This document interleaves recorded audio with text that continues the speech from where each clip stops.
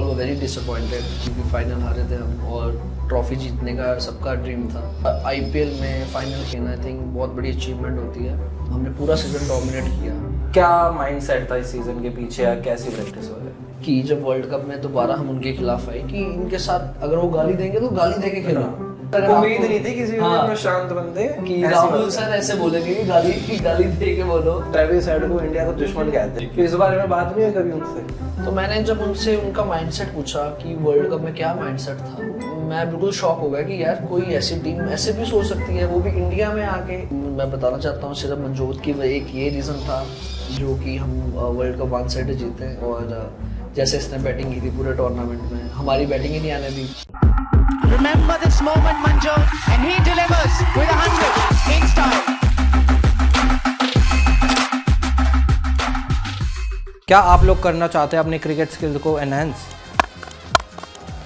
Final of the Under-19 World Cup, and he delivers with 100. तो मैं आप लोगों के लिए लेके आया हूँ एक वेबिनार और उसके साथ ही एक 1-on-1 सेशन। और 1-on-1 सेशन में हम लोग आपकी हेड पोजीशन, स्टांस, फिटनेस और क्रिकेट से रिलेटेड और भी चीज़ों पे हम बात कर सकते हैं। एंड 1-on-1 सेशंस वाले please keep your videos ready starting this Wednesday. To register click on the link below. Episode देखने से पहले मैं आप लोगों को चाहता हूँ कि पहले तो सब्सक्राइब करो, फिर ही पॉडकास्ट देखना शुरू करना। और मैं तो चाहता हूँ कि इस पॉडकास्ट को यार वायरल ही कर दो कि मज़ा आ जाए मेरे को भी। आज का पॉडकास्ट बहुत ही स्पेशल होने वाला है। आप लोगों ने इनके बहुत सारे पॉडकास्ट देखे भी होंगे, बट ये एक काफ़ी भाईचारे वाला पॉडकास्ट है। थोड़ी सीरियस बातें भी हुई हैं। आपको चलो मैं थोड़ी सी हिंट भी देता हूँ। आजकल ये इंडिया के नेशनल क्रश भी है और मेरे साथ बचपन की सारी क्रिकेट भी खेली है। So let's welcome Abhishek Sharma. Welcome to the show Abhishek भाई। थैंक्स। कैसे हो आप और thank you for coming. My pleasure. और भाई मेरा सबसे पहला क्वेश्चन आपसे ही है, आज की डेट पे आपको इतनी सारी फीमेल अटेंशन मिल रही है, काफ़ी फेमस हो आप उनके बीच में, तो कैसा लग रहा है? डीएम्स वगैरह इतने आते होंगे? यार पहली बात तो आई थिंक सिर्फ फीमेल्स नहीं, मेल्स की तरफ से भी काफ़ी जो अटेंशन मिली, बहुत अच्छा लगा। एक आई थिंक ये जो ये सारी मूवमेंट्स होती है जो कोई भी क्रिकेटर, कोई भी इवन सेलिब्रिटी कोई भी हो, उनको ऐसे मोटिवेशन मिलती है। ऐसे सेम मेरे लिए भी यही था कि मुझे ऐसे अटेंशन उनकी जैसे गुड लक के मैसेजेस आने, कॉन्ग्रेचुलेशंस के मैसेजेस आने, आई थिंक ये सारी चीज़ें जो बहुत इस बार काफ़ी अच्छा हुआ। तो उन्होंने काफ़ी मुझे मैसेजेस किए, टेक्स्ट किए और विशेस दी। इससे मोटिवेशन भी मिलती होगी थोड़ी? 100% मिलती है। काफ़ी क्रिकेट खेले हो, आपको भी पता है, अगर ऐसे टेक्स्ट आते हैं तो बहुत मज़ा आता, अच्छा लगता है। पता तो है मेरे को, अच्छा तो लगता है। तो भाई ये जो आपका ये वाला सीज़न था, एक तरह से ड्रीम सीज़न कह सकते हो इसे। और एक बार जो अंडर-16 में आपने 1200 रन करे थे, तो जो ये वाला सीज़न था काफ़ी अच्छा रहा। तो क्या माइंडसेट था इस सीज़न के पीछे या कैसी प्रैक्टिस हो रही? मुझे लगता है कि ये सीज़न पहले शुरू से ही मुझे ऐसा था कि अच्छा जाएगा, क्योंकि जैसे मुश्ताक अली में हमारी शुरुआत हुई एज अ मेरी क्रिकेटर भी। अगर आप देखोगे कि उसमें हम ट्रॉफ़ी जीते और मेरा मैन ऑफ द सीरीज़ था उसमें, तो मुझे यही था कि जब भी मेरी टीम जीते मेरा उसमें कंट्रीब्यूशन बहुत ज़्यादा हो। और जब भी मैं खेलता हूँ मेरा एक ही मोटिव होता है, अगर मैं परफॉर्म करूँ और टीम जीतनी चाहिए। तो आई थिंक वो जो माइंडसेट था वो मेरा सारा फ्रॉम द पंजाब टीम से ही it started, from Punjab team as a player, कि मुझे अपने आप पे मैचेस लेने हैं। और मुझे कहीं ना कहीं लगता था कि हैदराबाद ने भी मुझे काफ़ी सपोर्ट किया है और इट्स अ हाई टाइम कि मैं उनको अभी थोड़ा उनको दिखाऊं कि वो अच्छे इन्वेस्ट करके दिखाया। और जैसे पंजाब के लिए मैं खेला था तो सेम अप्रोच मैं उसमें लेके गया था आईपीएल में। और एसआरएच की साइड जैसे हर बार बहुत अच्छी रहती थी लाइक, बट इस बार इन्होंने अलग ही डोमिनेट करा, तो इसके पीछे क्या रीज़न था? रीज़न मुझे सारे काफ़ी जाने यही बोलते हैं कि ऑस्ट्रेलियंस के उनकी वजह से काफ़ी रीज़न था। बट मुझे अगर आप देखोगे डोमेस्टिक की वजह से भी काफ़ी मुझे ऐसा लगता है कि उनकी वजह से भी काफ़ी डिफरेंस था, क्योंकि 5 लड़के हम पंजाब के थे और हम ट्रॉफ़ी जीत के आए थे। तो आई थिंक वो जो विनिंग मोमेंटम था वो कहीं ना कहीं हमारे माइंडसेट में था कि पंजाब के लड़के अभी जीत के आए। हमें पता था कि कैसा टूर्नामेंट, और अगर किसी से भी आप पूछोगे जो हमारी डोमेस्टिक जो हमारे मैचेस होते हैं, इवन लीग्स कोई भी है, T20 वनडे या डेज, वो सारी आईपीएल के जितने ही मतलब उतने लेवल की नहीं है, बट कंपेटिटिव उतना हो जाता है कि इतना मुश्किल, डिफरेंट पिचेस, डिफरेंट बॉलर्स, क्योंकि आप भी सारी क्रिकेट खेले हो।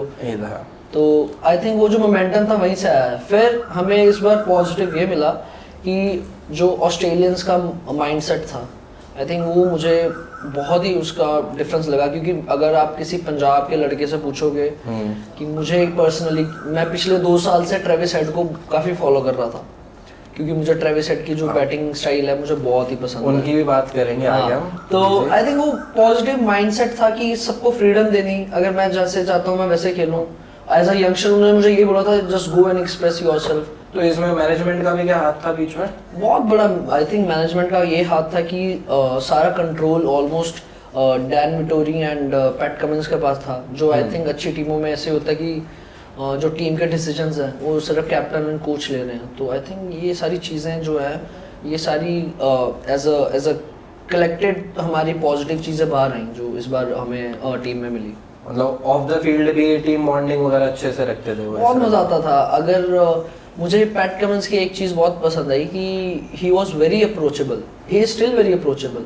कभी अभी मेरी कभी डीएम्स में बात होती है या व्हाट्सएप पे, तो ही इज़ वेरी अप्रोचेबल। ऐसे नहीं लगता था कि वो पैट कमिंस ऑस्ट्रेलियन कैप्टन, ऐसे उनसे आप बात नहीं कर पा रहे, या थोड़ा ऑब्वियसली होता है कि आप किसी लेजेंड से बात कर रहे हो। बट आई फील कि जब मैं इनसे, ट्रेविस से बात करता था, पैट कमिंस, क्लासन, विटोरी, इन सब से बात करता तो ऐसे लगता था कि ये खुद से चाहते हैं बात करना, जो कि आई थिंक बहुत बड़ी एक पॉजिटिव निशानी है। एक ये मेरा क्वेश्चन भी है, जैसे ट्रेविस हेड के साथ आप ओपन करते थे, आप दोनों आपस में जब दोनों ओपनर जाते हैं बात तो होती है, हम भी गए हैं कई टूर्नामेंटों में, तो अब दोनों ही अटैक, ज्यादातर ये रहता ना एक साइड से स्लो चल रहा है, ऐसा क्या माइंडसेट था दोनों ही अटैक करके खेल रहे हैं, उनसे क्या बात होती थी ऐसे? तो मैंने अपना प्लान क्लियर था कि मुझे अगर जहाँ बैटिंग ओपन मिलेगी मैं अपने बॉलर्स फ्रीली खेलूंगा।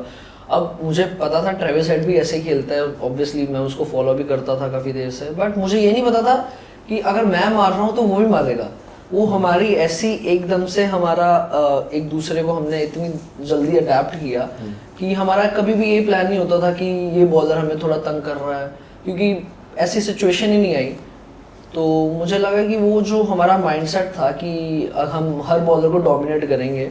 अगर आप देखोगे कि मैं दिल्ली में काफ़ी टूर्नामेंट्स खेला हूँ, तो दिल्ली में भी जब हम ऐसे कंपेटिटिव टूर्नामेंट्स खेलते हैं उसमें भी होता है कि मार रहे हैं, बट कोई इतना नहीं मारता कि एक एक्सटेंट तक हर बॉल पे मारना है, और हर बॉल लग भी रही थी। अभी मार के तो आप गुड़गांव में एक टूर्नामेंट खेला था जो वायरल बहुत हो रहा है, 26 बॉलें 100 करी थी, तो उन्होंने हमें 260 बना दी। तो मुझे लगा कि यार ये अब थोड़ा लोग काफ़ी आ गए थे, उनको पता लगा कि हम खेल रहे हैं मैचेस, ऐसे मैच खेलने आए हैं। तो रात का मैच था और वीकेंड था, तो सारे काफ़ी वहाँ पे क्राउड भी आ गया। वीकेंड में ऐसे मैचेस तो वैसे बढ़िया हो रहे हैं। वीकेंड में वैसे, और 260 कोई भी टीम कर दे यार, और ऑब्वियसली थोड़ा तो आपके अंदर वो स्पोर्ट्समैनशिप जाग जाती है कि यार ऐसे कैसे 260 करेंगे। तो मुझे था कि यार मेरे साथ मेरा फ्रेंड गया हुआ था वरुण, मैंने उसे कहा यार लोग आ गए हैं, मैच जीते हारे बट इनको एंटरटेनमेंट मिलना चाहिए।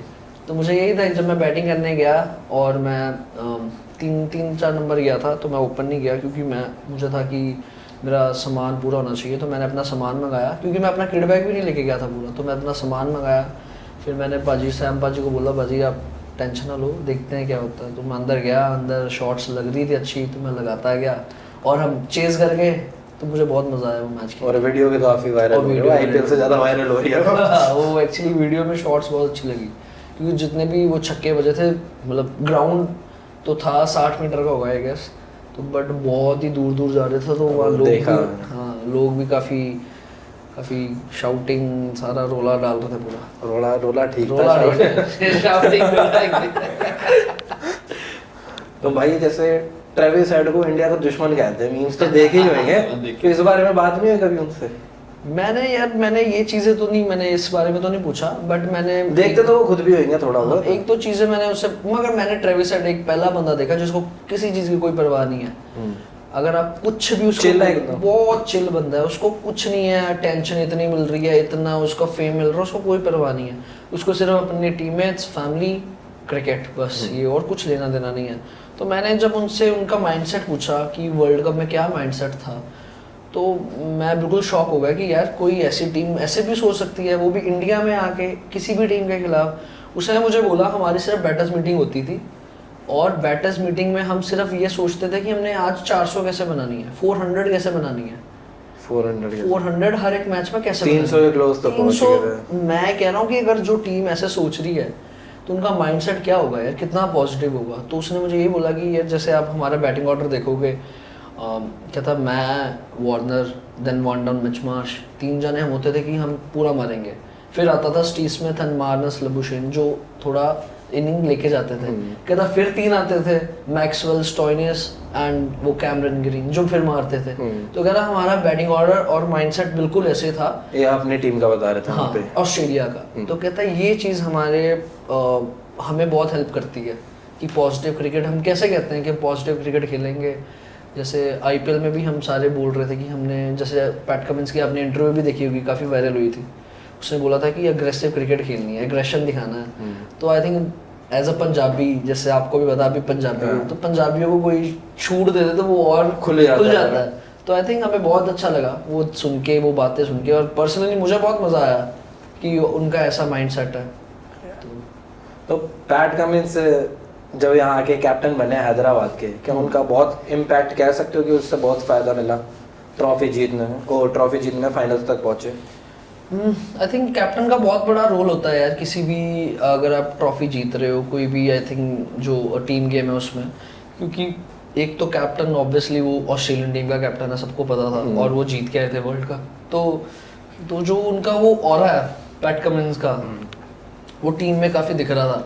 क्योंकि किसी को भी आके उसने किसी के साथ भी बातें करनी, जो नए लड़के आए हैं, हाँ, उनकी फैमिली के बारे में पूछना, आप कैसे हो, आप क्रिकेट ये वो, एंड देन उसने सबको फ्रीडम दे दी कि आप ये, आपका ये प्लान है, बॉलिंग में ये प्लान है, अगर आप ये डालना है जस्ट गो दे। और वो हमेशा बॉलिंग में, जैसे मैंने बॉलिंग भी डाली इस बार लास्ट के मैचेस में, तो उसका यही प्लान होता था बॉलिंग में। उसने कभी नहीं बोला ये बॉल डालो, ये बैट्समैन को ये बॉल डालो, ये फील्ड रखो। वो आपसे पूछता था हमेशा, मतलब हमसे पूछता था कि क्या what do you want to do. तो मैं उसको बोलता था कि मैं ये, इसको ये बॉल डालता हूँ, ये फील्ड रखता हूँ। तो मुझे लगता है कि एज अ यंगस्टर और एज अ प्लेयर, अगर कैप्टन आपको इतनी फ्रीडम दे रहा है कि आप ये जो तुम्हारे मन में वो रखो, वो आप वो करो, अगर उसमें वो नहीं एग्जीक्यूट हुआ तो फिर हम प्लान करते हैं दोबारा। पर पहला चॉइस तुम्हारा हो। पहला आपका, इवन बैटिंग में भी और इवन बॉलिंग में भी। उसके बाद उनका डिसीजन, उसके बाद वो म्यूचुअल, ऐसा नहीं कि वो बताएगा, वो दोनों हम करेंगे कि यार ये कर सकते हैं। मतलब इतनी फ्रीडम दे रखी थी, बहुत बड़ी बात है। और मुझे याद है हम मैचेस हारे भी थे बीच में काफ़ी, हम पहले 2-3 मैच जीत के फिर लगातार 3-4 मैचेस हारे। तो आई थिंक कोई भी टीम, जब अच्छी टीम, चैंपियन टीम हारती है ना, उसमें प्लेयर का पता लगता है, कैप्टन का, कोच का, कि वो कैसा उनका बिहेवियर एक प्लेयर के लिए कैसा है, एक इन्वायरमेंट कैसे क्रिएट कर रहे हैं। तो आई थिंक उसमें भी उन्होंने बहुत पॉजिटिव रखा सबको, कुछ ऐसा नहीं था कि वो दिख भी रहा था ऑन फील्ड। हाँ, वो ऑन फील्ड भी दिख रहा होगा कि, और जो उनकी जो प्रेस कॉन्फ्रेंसेस थी उसमें भी वो, आई थिंक वो जैसे बोलते थे। तो आई थिंक बस अनफॉर्चुनेटली फाइनल हारे हम, बट मुझे ऐसा लगता है कि केकेआर बहुत एक्सेप्शनल क्रिकेट खेली उन्होंने थ्रू आउट द टूर्नामेंट, क्योंकि मुझे ऐसे लग रहा था कि यही कंपटीशन देगी हमें, क्योंकि जैसे उनके पास बॉलिंग, केकेआर भी काफ़ी अच्छा हाँ, है। तो मुझे ऐसा लगा कि फाइनल वो पहुंचना तो डिजर्व करते थे, बट वो जैसे वन साइड जीते, आई थिंक वो थोड़ा, हम कह सकते हैं कि हमारा दिन नहीं था, बट अच्छा लगा उनके साथ फाइनल खेल गए। तो SRH के जैसे लास्ट सीजन अच्छे नहीं गए, इस बार काफ़ी अच्छा सीज़न गया आप लोगों का। क्या आपके ओनर्स खुश थे? क्योंकि कई फ्रेंचाइजी के ओनर बिल्कुल खुश नहीं थे। आई थिंक ये बाकी टीम्स का मुझे पता नहीं, बट हमारी टीम के जो ओनर्स हैं, जो फैमिली है, जो हमारी काव्या देखते हैं, आई थिंक वो काफ़ी खुश थे। उनके जो फाइनल में ही हमें उन्होंने आके ड्रेसिंग रूम में जो स्पीच दी, आई थिंक वो काफ़ी अच्छा लगा सुन के, क्योंकि हम सारे, we all were very disappointed, क्योंकि फाइनल हारे थे हम और ट्रॉफी जीतने का सबका ड्रीम था। बट जो उन्होंने बोला कि she said she is proud of all of us, तो आई थिंक अगर कोई ओनर आपको ऐसे बोलता है तो को लगता है कि हाँ कुछ आपने किया है। एंड मुझे लगता है कि मैं पिछले 2-3 साल से टीम के साथ ही था, और हम 10th आ रहे थे, 9th आ रहे थे, और सडनली फाइनल्स खेले हैं। तो बहुत बड़ा IPL में फाइनल खेलना, आई थिंक बहुत बड़ी अचीवमेंट होती है। ट्रॉफी जीतनी ऑब्वियसली एक है, बट फाइनल तक पहुंचना और डोमिनेट करना पूरा सीज़न, आई थिंक ये सबसे बड़ी बात है SRH की। कि जब हम अपनी मेमोरीज याद करते हैं एज SRH प्लेयर, मुझे सबसे मज़ा ये चीज़ सुन के ही आता है कि हमने पूरा सीज़न डोमिनेट किया। हमारी टीम मीटिंग्स में भी यही बात होती थी कि कोई भी टीम हो हमें डोमिनेट करेंगे, अगर कोई भी बॉलर किसको भी लग रहा है पहली बॉल पे मारना है, पहली बॉल पे मारेंगे, 6 बॉलें लग रही है मारने वाली, 6 बॉलें मारेंगे। आई थिंक ये सारी चीज़ें जब फ्लैशबैक्स आती हैं तो बहुत अच्छा लगता है। अब भाई बात करते हैं सिक्सर किंग की, बताओ कौन? यूवी बाजी। यूवी बाजी। हाँ। उनका यार आपकी लाइफ में एक बहुत बड़ा हाथ रहा है और अपनी सक्सेस का मैं तो कहता हूँ भाई अभी ये कुछ नहीं, आगे बहुत कुछ अचीव करना है, वो आपको भी मालूम है, उतना उनको कितना क्रेडिट देते हो इसका? यूवी पाजी सबको ही पता है कि सारा, और आज मेरे को ये भी जानना है कि फर्स्ट टाइम कब मिले थे उनसे? यूवी पाजी को मैं फर्स्ट टाइम मिला था, मेरा डेब्यू था रणजी ट्रॉफी का और मैं 16 साल का था तब। तो यूवी पाजी तब उनका कमबैक सीजन था जब उन्होंने रणजी ट्रॉफी में बहुत रन बनाए थे, 800-900 रन बनाए थे। तो मैं तब पहली बार मिला था। मेरे तो शुरू से आइडल रहे हैं वो, तो मैंने बहुत बार पहले भी बोला है कि 2007 में जो वर्ल्ड कप जीते थे, मैं जो इंस्पायर हुआ था मैं वो वर्ल्ड कप से इंस्पायर हुआ था कि मुझे भी क्रिकेट खेलनी है और यूवी पाजी के जैसे मतलब बैटिंग करनी है, बॉलिंग करनी है, फील्डिंग करनी है। तो आई थिंक यूवी पाजी वहीं से काफ़ी उन्होंने इम्पैक्ट वहीं से उनका मेरे ऊपर काफ़ी था। और जब मैं उनको पहली बार मिला तो ड्रेसिंग रूम में मैं तो बस देखते ही रह गया कि यूवी पाजी, और मेरी सीट आगे थी उनकी पीछे थी, तो मैं मुड़ मुड़ के भी नहीं देख सकता था ज़्यादा उनको। बट फिर लकीली मेरी और उनकी बैटिंग साथ में आ गई, क्योंकि शुरू में मेरी बैटिंग ऑर्डर काफ़ी नीचे था।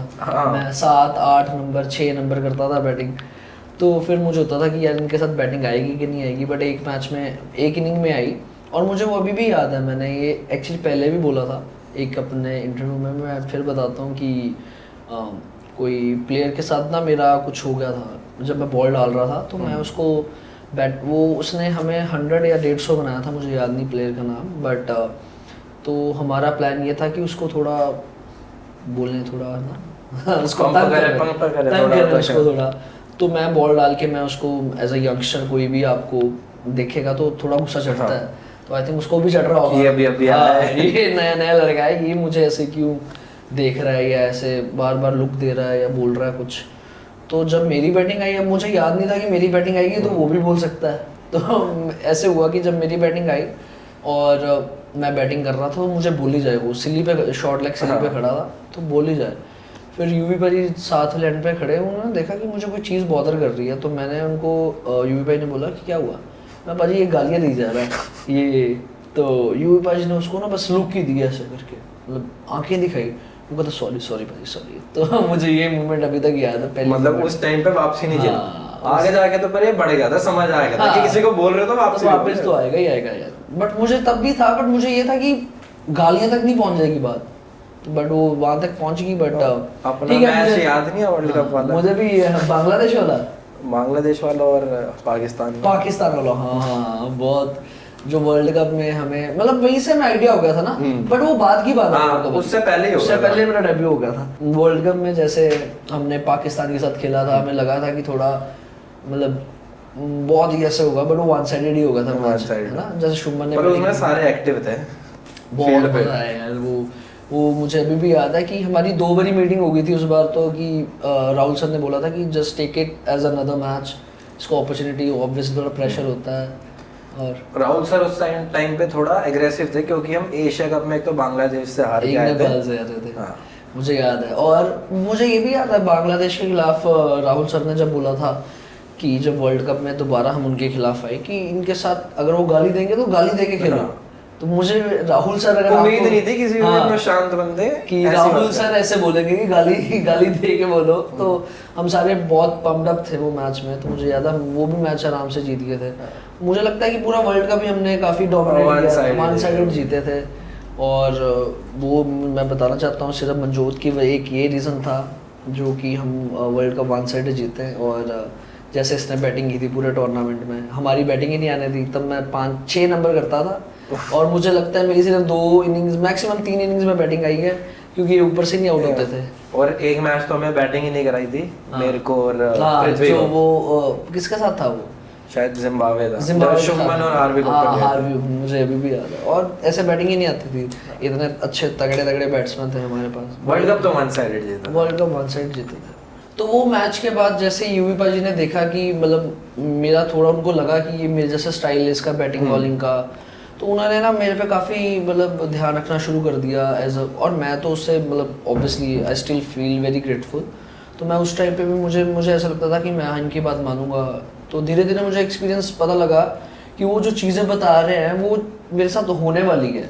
तब तो नहीं पता लगता, जब आपको कोई भी सीनियर बात बताएगा आपको लगता है कि यार अच्छा, इतना नहीं आप उसको अपने आप के साथ रिलेट कर सकते हो। बट जब मेरे साथ चीज़ें हुई और मुझे लगा यूवी पाजी ने मुझे बताई हुई ये चीज़ें, तो मुझे आई थिंक वो थोड़ा एज मिल गया कि ऑब्वियसली उनका जो एक्सपीरियंस था और जो मुझे बता रहे हैं एक एक बातें कि ऑन द फील्ड ऐसे होता है, ऑफ द फील्ड ऐसे, वो चीज़ें काम आई, वो चीज़ें अभी तक काम आती हैं। अभी मुझे कोई भी ऐसे लगता है कि यार इस बारे में मुझे कन्फ्यूजन है या कुछ ऐसे लग रहा है, डाउट है, तो मैं उनसे बात करता हूँ। मुझे ऐसा लगता है मुझे उनसे आंसर मिल जाता है। वो टच में रहते हैं? बिल्कुल टच में रहते हैं। जब भी मुझे लगता है कि बैटिंग बॉलिंग, इवन अभी योगराज सर भी उन्होंने बोला हुआ कि प्रैक्टिस मैं उनके साथ करता हूँ, तो वो सारी अपडेट रखते हैं। योग सर के साथ मुझे बहुत मज़ा आता है प्रैक्टिस करके। जब भी उनके पास जाता हूँ मैं, जो मोटिवेशन देते हैं वो, उसमें कहीं ना कहीं तुम्हारे पापा वाला टच तो लगता है। बिल्कुल, जैसे वो स्ट्रिक्ट है। मैं बिल्कुल यही चीज़ कहूँगा कि जैसे पापा ने मुझे अंडर 16 अंडर 19 तक एक एक चीज़ बताई, एक एक चीज़, तो वो आप दूसरे प्लेयर्स के साथ देखोगे कि आगे जाके मतलब थोड़ा सा मुश्किल हो जाता है, क्योंकि कोई नहीं किसी को बताता। इतने प्रोफेशनल्स हो जाते हैं कि किसी को किसी से कुछ लेना देना नहीं है इतना। अगर आप पूछोगे तभी बताएंगे वो। बट लकीली मुझे यूवी बाजी मिल गई उस टाइम पे, और यूवी बाजी के साथ मैंने 2-3 साल पूरे, जब लॉकडाउन में भी मैंने शुभमन, प्रभ, अनमोल हमने काम किया पूरा। आई थिंक पूरे आई गेस कहीं प्रैक्टिस नहीं हो रही थी, पर यूवी बाजी हमारी बात हुई थी उस टाइम पे। उन्होंने अपने घर पे हमें, मतलब उनके घर पे रुके हम, और शुभमन ने ऑस्ट्रेलिया सीरीज़ के लिए जाना था, मुझे याद है अभी भी। तो आई थिंक वो कहीं ना कहीं सारी चीज़ें, वो हम जो आगे अभी परफॉर्म कर रहे हैं, तो उन्होंने वहीं पे हमें टेस्ट करवा दिया था कि ये सारी चीज़ें आगे जाके आपको काम आएगी। इतनी अच्छी फैसिलिटीज़ आई थिंक वो जो हम मैचेस खेल रहे थे हर दूसरे तीसरे दिन, हमने ग्राउंड पूरा अपना ऐसे कम से कम 15-20 मैच खेले होंगे। तो आई थिंक ये किसी ने नहीं भी की। तो मुझे लग रहा है उस चीज़ का एज हमें मिला, क्योंकि सारे घर पे थे, अनफॉर्चुनेटली कुछ नहीं कर रहे प्रैक्टिस वगैरह का तो कोई, और हमारा पूरा प्रोटोकॉल हम फॉलो कर रहे थे जो भी लॉकडाउन के थे, बट फिर भी हम प्रैक्टिस कर पा रहे थे सारा कुछ।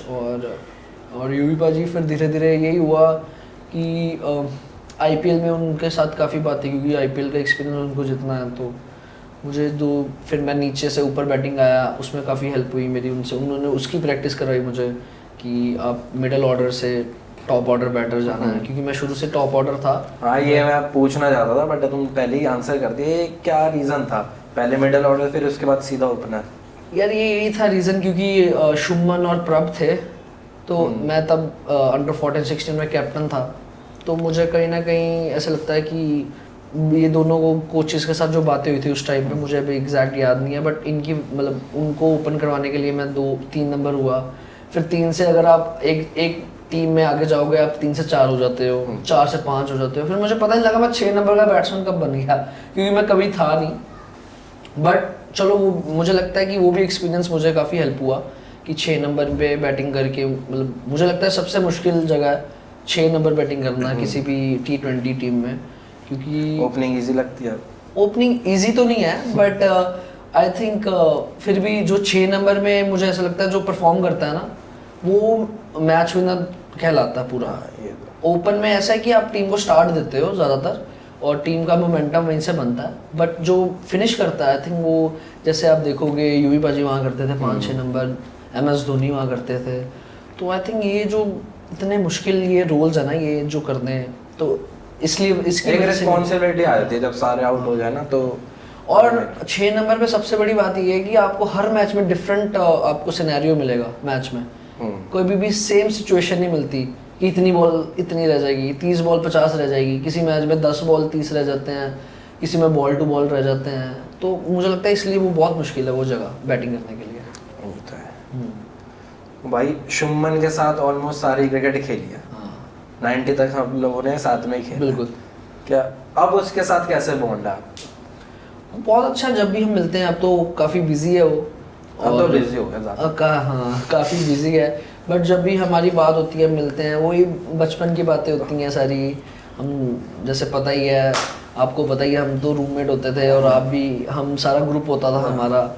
तो वही बातें होती है, अभी भी वैसे ही है बिल्कुल। वो मुझे नहीं लगता वो 1% भी वो बदला तो है। वैसे ही रहेगा हाँ, उससे वो तो। उसकी नेचर ऐसी है कि वो हमेशा वो खुलता उनके साथ ही है जिनके साथ वो क्लोज है। तो आई थिंक अभी भी हम काफ़ी बातें करते हैं। अभी बाहर जाने का तो ऑब्वियसली, क्योंकि वो इंडियन टीम के लिए खेल रहा है, और जब भी हम साथ में खेलेंगे या मुझे ऐसा लगता है कि तो वही बॉन्ड वैसे ही रहेगा उसके साथ। मुझे ऐसा नहीं लगता कि कम होगा कभी। बात बस थोड़ी कम हो जाती है, बात busy हो ऑब्वियसली जाता है। यार मुझे भी पता है वो बिजी है अब और हमारे मैचेस भी चल रहे होते हैं, तो ऐसा कुछ नहीं है कि अगर हमारी बात नहीं भी हो रही हो, तो अगर हो भी रही है तो मुझे ऐसा नहीं लगता कि अगर हम जब होगी तो कोई वो डिफरेंस होगा जैसे हम पहले कर रहे थे। तो जैसे आपने मेरे से भी बातचीत कम कर दी बीच में। हाँ, जो तो बहुत बिजी हो गया है। इसको तो मैं हमेशा यही बोलता हूँ कि भाई आजा क्रिकेट में वापस, अब ये इसका ये डिसीजन बोल के डलवाए मैं पिछले तेरी ये डालना जरूर है मेरा एक, ये ना और सारा कर दो, एक जरूर डालना है। अभिषेक भाई, वर्ल्ड कप की टीम तो बनी, कोई बात नहीं, एंड आई पर्सनली फील कि भाई आगे, और मेरे को लगता भी है आगे जो भी टूर होगा उसमें नाम डेफिनेटली आएगा। चलो या ये भाई बस तैयार रहना, और उसमें भी वैसे ही खेलना जैसे आईपीएल खेल रहा है। नहीं, आपको पता ही है कि कोई भी प्लेयर जब क्रिकेट खेलना शुरू करता है प्रोफेशनली तो उसका एक ही ड्रीम होता है कंट्री के लिए खेलना। हाँ, तो आई थिंक जब भी वो नाम आएगा या उसके लिए तैयारी आएगा करेंगे, नहीं, टाइम है अब। तो मुझे ऐसा लगता है कि उसके लिए तैयारी, जो भी आईपीएल होता है या डोमेस्टिक सीजन होता है, तो उससे के लिए सारी तैयारी के लिए कि आप जब आप हाईएस्ट लेवल पे खेलो तो आप रेडी हो जाओ। बस थोड़ी बहुत नर्वसनेस तो रहेगी। 100% आई थिंक वो 19 वर्ल्ड कप था, ये अब सीनियर टीम है। वहाँ पे भी 19 वर्ल्ड कप में ही जैसे हम खेलते थे यार, वो थोड़ा अंदर से होता था ना जब वो नेशनल एंथम चलती थी। हाँ। तो कितना वो Proud feeling प्राउड थी। फील होता था, थोड़ा थोड़ा इमोशनल होता था बंदा। और जो मैचों में घबराहट है वो एक ही टाइम हुई थी, फाइनल में जो इतने लोग आ रखे थे तब नहीं। अरे वो क्राउड का मतलब थोड़ा जो प्रेशर था, आई थिंक वो आईपीएल से खेलने हाँ, से थोड़ा थोड़ा फर्क फर्क पड़ जाता है। बट ऑब्वियसली अगर आप जब कंट्री के लिए खेल रहे हो तो आपके एक शोल्डर पे एक पूरी कंट्री का वो होता है कि प्राइड होती है कि आप उनके लिए खेल रहे हो। तो आई थिंक वो मोमेंट जो है उसके लिए कोई भी क्रिकेटर शुरू करता है क्रिकेट खेलना। अभिषेक भाई अब आते कि आपने जो फर्स्ट टाइम क्रिकेट का बैट पकड़ा था, हाँ वो कब पकड़ा था और उसमें पापा का क्या रोल था? यार, मुझे लग रहा है कि जब मैं पैदा ही हुआ तो मुझे ऐसा लगता है वेल प्लान्ड क्रिकेटर था। जब पापा क्रिकेटर तो ये स्टेट तो काफी टाइम से ही खेल रहे हैं, आई गेस 12 साल या जब अंडर 14 का याद है अपना रोहतक में हुआ था मैच? तो मैं वो तो मेरा आई थिंक तीसरा साल था। दूसरा था। तीसरा, पहला साल था दिल्ली में हुआ था जब मैं बहुत ही छोटा था। मुझे अभी भी याद है, मैं कौन सी एज में खेला? 9 या 10 साल का था जब मैं अंडर 14 स्टेट की टीम में आ गया था। उस समय मैच नहीं खेला कोई भी, एक मैच खेला था, 0 पे आउट हो गया था। नेक्स्ट साल श्रीनगर हुआ था अगर उसमें नहीं था मैं। हाँ, उसमें उसके अगले साल रोहतक हुआ था जिसमें मैं एज ए कैप्टन आया था, मुझे अभी भी याद है। तो वो वहां से मुझे लग रहा है कि सारा कुछ पापा तो तब जैसे टॉस मेरे साथ ही तो किया था हाँ, रोहतक। मुझे याद है रोहतक कैप्टन ने फाइनल हारे थे हम दिल्ली से, मंजोत कैप्टन था। तो चलो एक आधी बार गलती हो जाती है, चलो ज्यादा नहीं। बट तो पापा का ऐसा रोल था यार, मुझे ऐसा लगता है कि घर पे जब भी कोई, मैं मतलब जब बड़ा हो रहा था तो सारा कुछ क्रिकेट का ही सामान पड़ा था आसपास। तो मुझे लगता है कहीं ना कहीं क्रिकेटिंग जो मेरे दिमाग में घुसा उसी माहौल में था कि ये बॉल्स पड़ी हैं, ये ट्रॉफीज पड़ी हैं। मुझे अभी भी याद है सबसे बड़ा इन्फ्लुएंस में जो हुआ था पापा की ट्रॉफीज से, जो घर पे हमारे एक शेल्फ बनाई थी उन्होंने, सिर्फ ट्रॉफीज थी उनकी। तो मुझे बड़ा मजा आता था देख के। और तब मैं पढ़ाई में ठीक होता था एज अ छोटा बच्चा, तो मैं पढ़ाई हाँ जी बहुत ज्यादा पढ़ाई में इसको तो पता नहीं है बट मैं अच्छा था, काफी अच्छा था मैं। तो मुझे ऐसा लगता है ये ट्रॉफीज यार, इतनी सारी ट्रॉफीज है पापा की। मैं पूछता था ये कब मिली, ये कौन से मैच में मिली, तो वहाँ से काफी इंटरेस्ट। फिर उन्होंने मुझे शुरू करा था as a left hand spinner under 12 में, अंडर जब भी मैं 8-9 साल का था।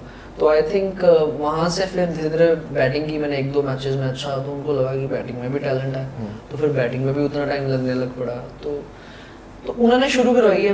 मुझे कोई भी लगता है कि अगर इस इतनी यंग एज में किसी ने क्रिकेट खेलना शुरू किया तो कोई ना कोई इंसान के प्लेयर बच जाता थोड़ा। हाँ, और वो मुझे ये अभी भी लगता है, जैसे कभी अभी लड़के हैं काफ़ी जो 11-12 साल में या 15 साल में शुरू करते हैं। तो मुझे वो जैसे शुभमन है, उसने भी 3-4 साल का था जब शुरू कर दी, तो उनके फादर भी पूरे वैसे थे कि एक एक चीज़ करवानी, वहीं से क्रिकेटिंग एटमॉस्फेयर बना दिया। तो मुझे ऐसे लगता है जब आप इतनी छोटी एज से किसी को मतलब अगर आप इतना इंटरेस्ट है और आपका खुद का जब पैशन होता है कि मुझे जो मैं नहीं खेल पाया वो मेरा बेटा खेले या वो थे, आई थिंक वो उनमें पैशन अभी और आसपास ऐसे माहौल में रह हाँ। तो वो चीज़ दिखती तो है। मुझे वो अभी भी याद है, इतना रूम होता था हमारा, उसमें उन्होंने बॉल डालनी, मैंने कभी अपने मम्मा को बोलना बॉल डालो, बहनों को बोलना मुझे वो स्पंजी बॉल होती थी एक स्माइली वाली, हाँ। वो उससे वाह, बहनों से याद आया भाई, कोमल दी तेरे से भी ज्यादा वायरल हो गया। माइंड मत करियो। कोमल, आई थिंक कोमल जब भी मैच देखने आती थी उसको सबसे बड़ा कंसर्न होता था कि मेरा आउटफिट क्या डालना है। तो हाँ, मैंने कहा यार आउटफिट तो मेरा होता था कि टीम के जितना हो सकता है डालना, बट आई थिंक जो उन्होंने सपोर्ट किया इस बार वो पूरी टीम को दिख रहा था कि वो हमारा लकी चार्म बन गए दोनों। वो शुरू से जब मैं अमृतसर आया तब भी मैच देखने आते तभी देखते थे, और मेरा जब भी वो मैच देखने आते हैं तो काफ़ी अच्छा होता है और टीम जीतती है।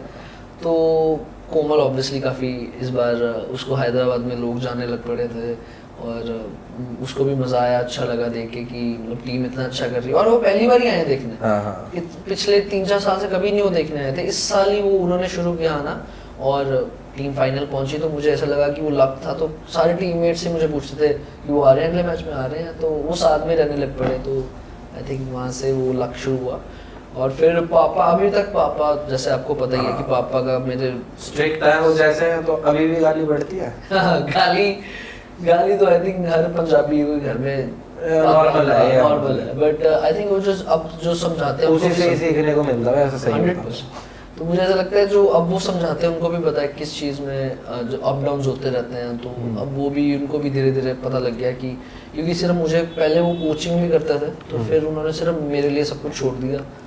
तो अभी भी वो सारे मैचेस देखते हैं मेरे, जब भी टीवी पे बैठ के अभी भी उनको लगता है ये गलती आ रही है तो वो बोलते हैं, ऐसा लगता है। तो उनकी वजह से आई थिंक शुरू हुई है क्रिकेट मेरी जर्नी, और अच्छा कर रहे हो उनकी वजह से। उनकी वजह से इस आईपीएल पूरे टाइम साथ रहे, बहुत अच्छा परफॉर्म। जैसे मैंने आपको बताया मैचेस डिवाइड किए थे और साथ में प्रैक्टिस देखते थे, मेरे टीममेट्स को मिलते थे, कोचेस को मिलते थे। अभिषेक भाई, हमारा ये एपिसोड बस खत्म होने वाला है। हाँ। उससे पहले थोड़ी सी बात कि लोग जानना चाहते हैं Okay. कि रूटीन क्या रहता है। रूटीन आई थिंक यार एज अ यंगस्टर और जब आप अच्छी क्रिकेट खेल रहे हो थोड़ा तो चेंज होता है, चेंज एज एन कि आपको पता लग जाता है। बट मुझे एज अ यंगस्टर एक चीज़ का मतलब जब भी मैं किसी को बताता हूँ ये चीज़ बोलता हूँ कि आप अगर प्रैक्टिस कर रहे हो और आपके एज ग्रुप के जितने भी प्रैक्टिस कर रहे हो, आप जस्ट मेक श्योर आप सबसे ज़्यादा प्रैक्टिस कर रहे हो, हार्ड वर्क कर रहे हो, और आपकी रूटीन ऐसी होनी चाहिए कि आपकी जो स्टडीज़ है वो भी कॉम्प्रोमाइज़ नहीं होनी चाहिए। क्योंकि अगर आप क्रिकेट खेल रहे हो तो ऑब्वियसली आपके पास रिस्पॉन्सिबिलिटी है कि दोनों चीज़ें करनी है। ऑब्वियसली क्रिकेट आपका प्रोफेशन आगे जाके बनेगा, बट यंगस्टर्स में क्या है आजकल मैंने देखा काफ़ी कि पढ़ाई बिल्कुल छोड़ देनी, बिल्कुल नहीं पढ़ा, मतलब मुझे लगता है कि अब ज़्यादा वो होने लग पड़ा है कि सबके पेरेंट्स के दिमाग में आ गया कि सिर्फ यही खिलाना है। बट मुझे ऐसा लगता है कि दोनों साइड बाय साइड चलना बहुत ज़रूरी है, जब तक इवन आई थिंक 12वीं 12th तक तो बहुत ज़रूरी है। 12 तक तो है कंपल्सरी। तो फिर रूटीन ऐसे, अब मेरी रूटीन ऐसे है कि जब भी मुझे जैसे 7 दिन मुझे आईपीएल के बाद मिले थे तो मैंने अपने ट्रेनिंग के लिए अपने पूरे प्लान किए यूवी भाई से बात करके कि मुझे एक रनिंग सेशन और एक जिम सेशन चाहिए एक दिन में, एंड बीच में प्रैक्टिस सेशन चाहिए। तो आई थिंक ये जितना आप अपने आप को रूटीन्स ना पहले सेट करनी पड़ती है, एक दिन पहले आप उठ के कल क्या करना है, कल क्या करना है, तो ये सबसे बड़ी बात होती है। और रात को जब आप सोने लगे हो तो आपको होना चाहिए यार आई एम हैप्पी कि मैंने जो मैंने सोचा था सब कुछ किया। तो अभी रूटीन्स जैसे मैचेस चल रहे हैं, आपको पता ही शेर पंजाब टूर्नामेंट चल रहा है मेरा, तो उसमें काफ़ी टाइट है स्केड्यूल सारा, 12 दिन में 10 मैच है हमारे, देन सेमीफाइनल फाइनल। तो आई थिंक एक चीज़ है जो मैनेज करनी बहुत ज़रूरी है एज ए क्रिकेटर। तो आपके पास या तो कोई मेंटर होना चाहिए या आपके पास कोच होना चाहिए या आई थिंक ट्रेनर होना चाहिए जिसके साथ आप मेंटर हर किसी को यूवी पाजी नहीं मिल सकता है। वो है तो इस मामले में यू आर वेरी लकी भाई। 100% मैं तो शुरू से बोलता हूँ कि वेरी ग्रेटफुल कि मेरी उनके साथ होती है। बट मुझे ऐसा लगता है वो भी मुझे सिर्फ उनको मतलब उनको सब पता है कि मैं क्या कर रहा हूँ। हाँ, उनको मैंने रास्ता दिया। हाँ, उन्होंने मुझे कहा कि ये चीज़ है, ये करनी ही पड़ेगी, इसका कोई वो वर्क वर्क करना तुम्हारे ऊपर है। करना बहुत ज़रूरी है। मैं तो मतलब अभी भी कभी कभी होता है कि यार मैंने वो चीज़ और ज़्यादा कर सकता था, या अभी मैंने ऐसे ही रेस्ट ले ली थोड़ी सी, अभी ये मैं और कर सकता था। बट आई थिंक वो रूटीन सेट करना बहुत ज़रूरी है। रिसेंटली मैं शिखर बाजी को मिला था, मैं एक एग्जांपल वो देता हूँ कि शिखर बाजी को जब मैं मिला उन्होंने मुझे लिखना बताया कि कितना इम्पोर्टेंट है, लिखना क्या? हाँ, अपना जर्नल लिखना, अपनी रूटीन्स लिखनी, अपने आप को मतलब आप कितने ग्रेटफुल हो लिखना, वो चीज़ें आपको बहुत पॉजिटिव बनाती है। तो मुझे लगता है जितने भी शिखर पाजी के साथ मिले होंगे बंदे या उनके साथ खेले भी होंगे, बात की होगी, वो दिखता है कितने पॉजिटिव बंदे हैं वो, चाहे कुछ उनके साथ अच्छा हो रहा हो ना हो रहा हो। तो आई थिंक ये एक पॉइंट है जो मेरे दिमाग में अभी उन्होंने डाला है कि ये बात भाई आपने मेरे को वहाँ भी बताई थी जब अपन कि लेते हैं हाँ मैंने दिल्ली में भी आपको कि बताई हम थी। बिठवा के लिखवाया था। उन्होंने कहा कि लिख क्या क्या चीज़ें तू चाहता है अपनी लाइफ में, क्या क्या चीज़ें आप, उन्होंने बेसिकली बोला था आप ऑलरेडी फील करो कि आप ये सब चीज़ें आपके साथ हो रही है, मतलब आप बेस्ट कर रहे हो अपनी लाइफ में, आप ब्लेस्ड हो अभी। तो आई थिंक वो चीज़ें कहीं ना आपका माइंडसेट बहुत पॉजिटिव बना देता है। तो आपको ऐसे नहीं लगता कि यार अगर नहीं हुआ तो आप ज़्यादा वो हो जाते हो, आपको होता है कोई बात नहीं अब होगा, मतलब आप राइट टाइम पे राइट चीज़ मिलती है आपको। तो आई थिंक उन्होंने विजुअलाइजेशन मुझे दिखाई कि कितनी ज़रूरी है। तो भाई यार आपकी बैटिंग में इस बार काफ़ी चेंजेस भी देखे, जो याद हम जब दिल्ली में मिले भी थे मैंने बोला भी था कि बैट फ्लो वगैरह काफ़ी अच्छा हो गया, जो आई गेस बाकी लोगों को तो नहीं पता, but as a cricket lover यार मैं खेलता भी था पहले तो मेरे को वो दिखे। तो इसकी कोई अलग से प्रैक्टिस या सारा कुछ सेम ही प्रोसेस था? नहीं, प्रैक्टिस काफ़ी थी, मुझे लग रहा है कि सारा लाइफस्टाइल काफ़ी कुछ चेंज करना पड़ा मुझे। बट जब भी मैं किसी ऐसे मतलब क्राउड से मिलता था या किसी मतलब लोगों से मिलता था, वो देख के ऐसे बोलते थे यार तेरा बॉडी तो नॉर्मल सी मतलब नॉर्मल दिखता है और छक्के लंबे मारता है। तो फिर मतलब मुझे ऐसा लगता है लोगों को ये पता नहीं है कि काफ़ी टाइमिंग, काफ़ी प्रैक्टिस से छक्के बजते हैं। ज़रूरी नहीं है कि सिर्फ पावर से, अगर पावर से बजता हो तो फिर आई थिंक वेस्ट इंडीज़ की जो टीम है हर बॉल छक्का मारे जितनी उनमें पावर है। तो मुझे यही था कि जितनी मैंने प्रैक्टिस की है, जितनी यूवी पाजी ने प्रैक्टिस करवाई है, मेरे डैड ने प्रैक्टिस करवाई है, तो आई थिंक वो सारी कहीं ना कहीं मेरे दिमाग में थी और मैं फॉलो करता रहा काफ़ी। ये सिर्फ इसी साल नहीं, मैं काफ़ी पिछले आई थिंक 3 साल से प्रैक्टिस करता रहा था अपनी बैटिंग में इम्प्रूवमेंट की, बैट स्पीड की, जैसे आपने बोला फ्लो के बारे में। तो मुझे ये था कि फ्लो अगर मैं अपना, जैसे मेरा नेचुरल फ्लो है उसको मैं कैसे और अच्छा कर सकता हूँ, तो उसमें मेरी यूवी भाई ने काफ़ी हेल्प की, क्योंकि उनका फ्लो बहुत अच्छा है। उनका मुझे दिखता था कि कैसे वो शॉटें मारते हैं, है ना, कैसे वो उनका फ्लो है, कभी भी अपनी मर्जी से छक्के मारते हैं। तो मुझे वो सीखने के लिए उनसे काफ़ी कुछ चीज़ें, उन्होंने प्रैक्टिस बहुत करवाई मुझे। एक्चुअली मैं 2-3 ड्रिल्स बताता हूँ जो उन्होंने मुझे करवाई, जो कि मैं हर एक कोई भी यंगस्टर्स आते हैं उनको मैं हमेशा ये बताता हूँ कि मुझे उन्होंने गीली टेनिस होती है जो हम सारे प्रैक्टिस करते हैं, कॉस्को की बॉल, इवन रेड बॉल जो सिक्सर की बॉल्स होती हैं हैवी भी, तो उससे बहुत प्रैक्टिस करवाई उन्होंने मुझे। पहले हाथ से करवाई, फिर साइड आर्म से। अगर आप साइड आर्म से वो खेल रहे हो और आप शॉट्स मार रहे हो, अगर आप और तेज आती है और वो 150 प्लस आती है कभी कभी, तो अगर आप उस पर रिएक्ट ही कर रहे हो तो आई थिंक कि आपका बैट स्पीड में बहुत फर्क आता है। अगर आप रोज की 100, 150, 200 बॉल खेल रहे हो वाली, तो आई थिंक ये सारी चीज़ें थी जो मेरे दिमाग में थी और मुझे कहीं ना कहीं पता था कि मैं अगर अपनी एबिलिटी में और काम करता रहा एज अ बैट्समैन, और जैसे आपको भी पता है पापा है मेरे एज अ बॉलर, तो वो देखते हैं। और ये भी अंकल इस बार पूरे सीजन साथ रहे हैं।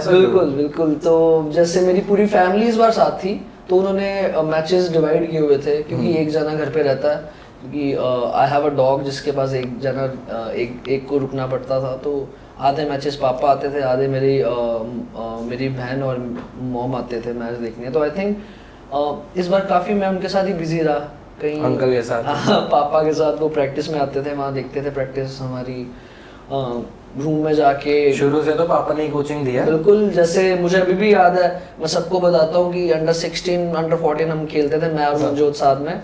मेरे पापा, मनजोत के पापा, इवन शुभमन के पापा, हमारे तीनों डैड साथ में बैठ जाना, उन्होंने क्रिकेट की बातें करनी, और हम तीनों का आई थिंक हम तीनों बहुत रन भी मारते थे उस टाइम से ही।